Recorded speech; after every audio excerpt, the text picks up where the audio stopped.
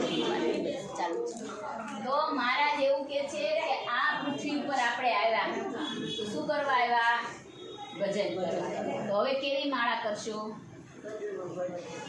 કેવી કરશો? ટ્રાય તો કરજો. જો મહારાજે કીધું એકદમ નહીં થાય, તરત ને તરત થાય નહીં, પણ આપણે પ્રયત્ન કરવાનો. રોજ સવારે કે સાંજે તમે જ્યારે મંદિરે આવતા હોય ત્યારે મંદિરે આવવું. પછી નિયમ લેવો કે આજે મારે કોઈ હારે બોલવું નથી.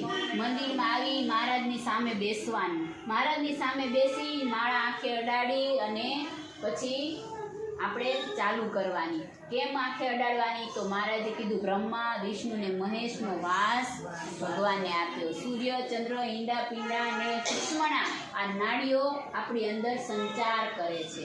તો મહારાજ કહે છે કે એ પૃથ્વીમાં સમાયેલી છે.